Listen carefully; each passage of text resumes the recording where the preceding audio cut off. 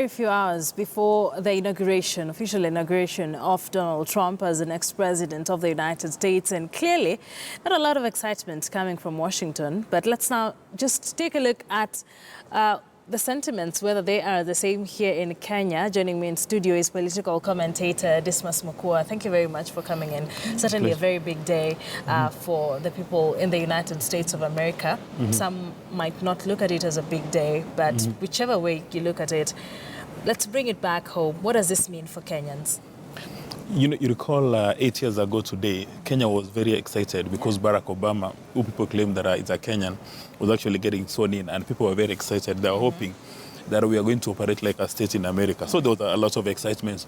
But this time around, we don't seem to have that kind of excitement because people don't feel the impact. And if we want to understand how Trump is going to be looking at Africa, is to look at how he's been organizing his transition team. And it's the transition team sent out a questionnaire to the State Department with 3 questions. Number one is, what are their business interests in Africa, and who is their competition? And the response was that they've not done very well in Africa, and their competition in Africa is China. So there's a huge expectation then that Donald Trump, being a businessman, he'll want to cut deals with the countries in Africa so as to kick out China. And when you look at the statistics, they're very interesting. That last year, the exports from China to Africa was about 103 billion, while from the US was a paltry 27 billion. So they say that's a very small amount of money. And then the second one is around the NGO work. Because Trump, again, is beginning to ask, why are we sending a lot of resources to Africa, yet we have a problem here in America? So I think he's going really to be working on corruption. And the third item is going to be around security. Because again, his transition team is wondering, why are we investing resources in fighting Boko Haram and again doing fights with Al-Shabaab? So those are the 3 issues that his transition team has been looking on, and that one can give us an idea on how he's going to be running his policy in Africa. But even looking at, like you say, 8 years ago, there was a lot of excitement about Barack Obama. Finally, it looked like we were going to have this impeccable cooperation between the USA and Kenya. Did it come to pass? How would you rate Obama's performance, especially with Kenya's relations? Well, again, the majority of Kenyans think with a very high level of naivety. When Barack Obama's father comes from Kenya, they imagine that you run the US the way you're going to run a country in Africa, in Kenya, where the president says, I'm going to use the budget. What we need to understand that America has got a system of checks and balances. That if Obama wants to do anything, he has to speak to the Congress and he has to speak to the Senate. And unfortunately for Obama, most of the time, majority were Republicans. So he was not able to push his own agenda. And I think really it was just a naive expectation that since Obama is born from a Kenyan parent, we are going to have a lot of resources coming our way. However, you recall he came to Africa 4 times and he visited 7 countries. And I think that was the best. Because when Obama goes to a country, then the entire world stops to listen to what he's doing. Like when he came to Kenya, Kenya was covered in the international news for almost a month. So maybe the question is, as a nation, Kenya, did we benefit from his trip? What did that mean Did for we us? maximize? Yeah. But you see, at some stage, one begins to imagine that our hospitality, people in the tourism sector, never took advantage of that. Because when you have the entire globe focused on Kenya for a number of days, and then you don't make a mileage out of that, it's really a waste of time.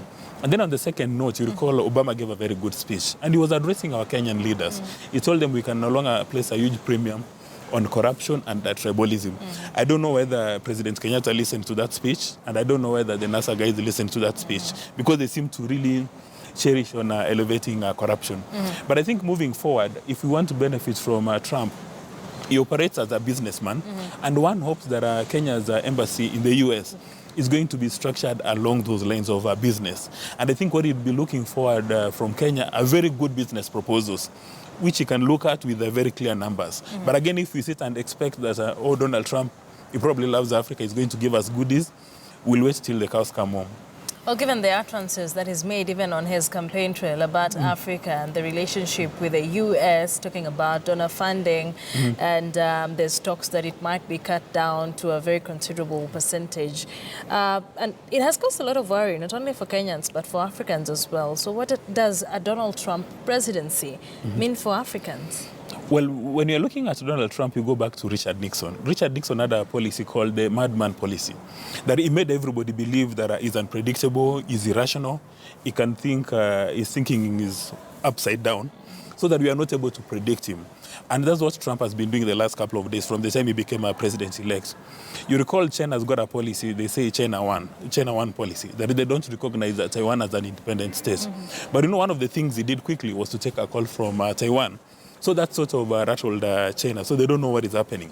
And then he also quickly organized for a visit to meet with the high delegation from Israel. So he's been doing things from a diplomatic circle which seem to be unconventional. So nobody knows what to expect from Trump. And that's why most students of geopolitics tonight will be paying attention to his speech that he's going to deliver tonight, which is especially important because again, according to reports, is actually the one who has written that speech.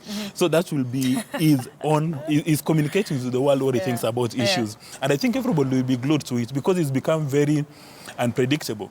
You even recall countries like South Korea, they've actually retained somebody they refer to as a Twitter officer at Foreign Affairs, just to follow on his tweet messages to find what he's thinking of. And the people are attempting to read his thinking on any issue. They're finding it at all order. So really, I think for Africans, especially the African dictators, will have a nightmare dealing with Trump because he says he has no time for dictators and he's willing to use the military to make sure that his wishes are respected. He has no time for civil society. He thinks civil society is a waste of time. Unlike Obama, who spent a lot of resources in Africa talking to our leaders.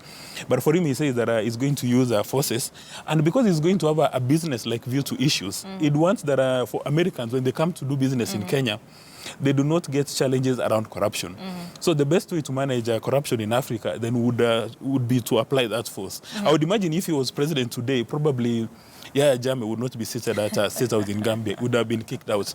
And I think that's the kind of leader we need because most of the African leaders no longer fear ICC. But if they know there is a big brother who is cantankerous, who can even come and bomb your presidential palace, I think they'll pay attention to the law and order. So what are we saying? There's equal measure when it comes to the goods and the bads of Donald Trump, some of the things to expect? I think really the bottom line is when you read this book, The Art of the Deal, if you want to do business with Trump, you better go to him with a business proposal. And again, reports indicate that he doesn't have capacity for detail. Even when he was being given the intelligence report, he was saying, don't give me a report with 200 pages. Just give me 1 page. I've got the ability to understand. So it will be up to President Kenyatta to ensure that the people we are working for our embassy in the U.S. are very solid, they've got a business mind, and they come up with very good proposals.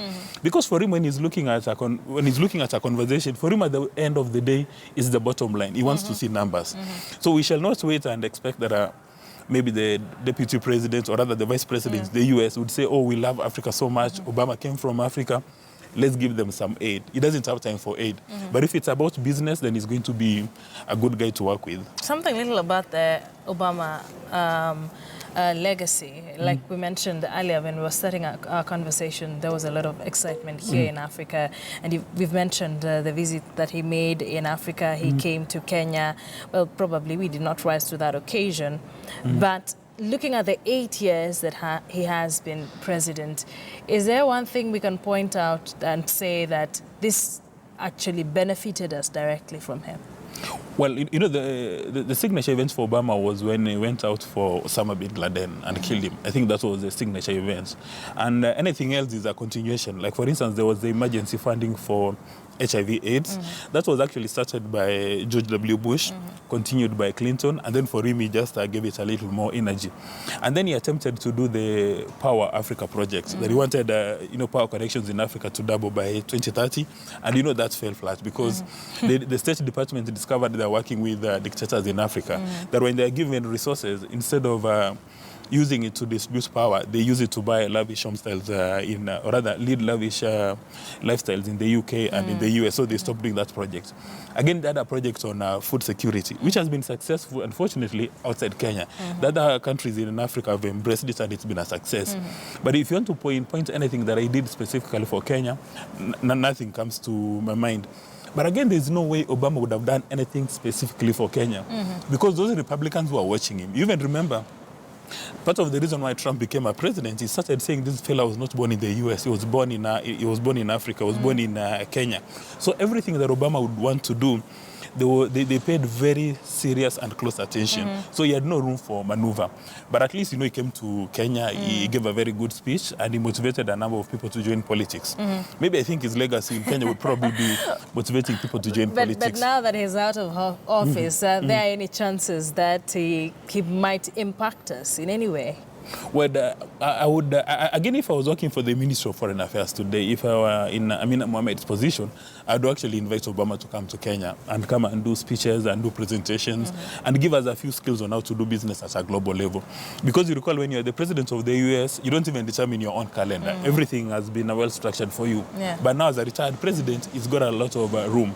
You recall again when Clinton left office, he started the Clinton Global Initiative, and it really focused on global issues. Maybe at this stage, President Kenyatta and his cabinet can create actually a partnership with Obama, which can see Kenya go to the next level.